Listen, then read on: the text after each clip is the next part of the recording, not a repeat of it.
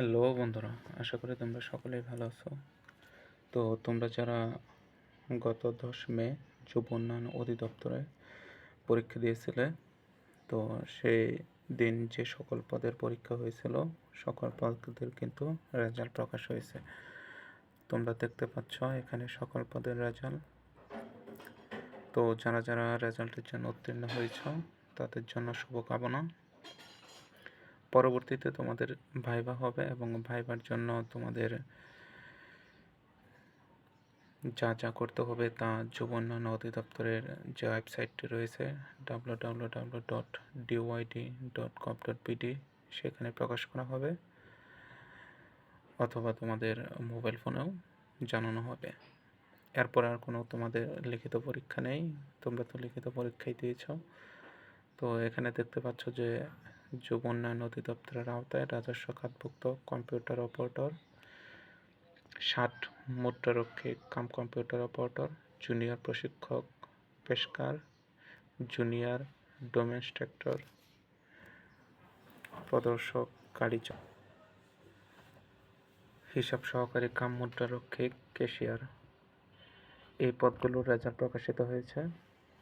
তো কম্পিউটার অপারেটরের জন্য 21 জন প্রার্থী লিখিত পরীক্ষায় উত্তীর্ণ হয়েছে এবং 7 মুদ্রারক্ষিক কম্পিউটার অপারেটরের জন্য 22 জন, জুনিয়র প্রশিক্ষক পোশাক গ্রেড 14 52 জন উত্তীর্ণ হয়েছে এবং প্রদর্শক পদের জন্য 125 জন, হিসাব সহকারী মুদ্রারক্ষিকের জন্য 10 জন, ক্যাশিয়ারের জন্য উত্তীর্ণ হয়েছে 358 জন।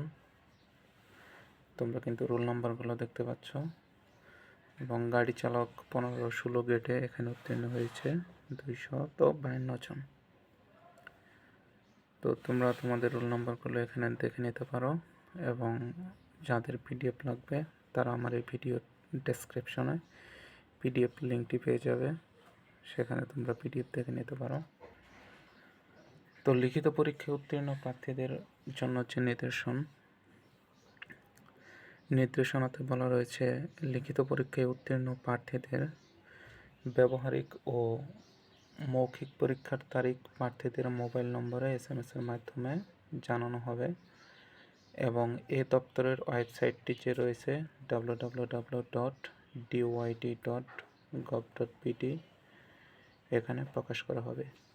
এবং ব্যবহারিক ও মৌখিক পরীক্ষার জন্য কিন্তু তোমাদের আলাদা করে কোনো অ্যাডমিট কার্ড দেবে না, অর্থাৎ লিখিত পরীক্ষার জন্য যে অ্যাডমিট কার্ডটি তোমরা পেয়েছো সেই একই অ্যাডমিট কার্ডে পরীক্ষা হবে এবং মৌখিক ও ব্যবহারিক পরীক্ষার জন্য কিন্তু তোমাদের কোনো টিএডিএ প্রদান করা হবে না। তো তোমরা যারা আমার এই চ্যানেলে নতুন তারা আমার এই চ্যানেলটি সাবস্ক্রাইব করে পাশে থাকবে। সকল চাকরি পরীক্ষার খবর এবং বিভিন্ন চাকরি পরীক্ষার রেজাল্ট সম্পর্কে সকল তথ্য আমার এই চ্যানেলটিতে পেয়ে থাকবে। তো সকলেই ভালো থাকো। আল্লাহ হাফেজ।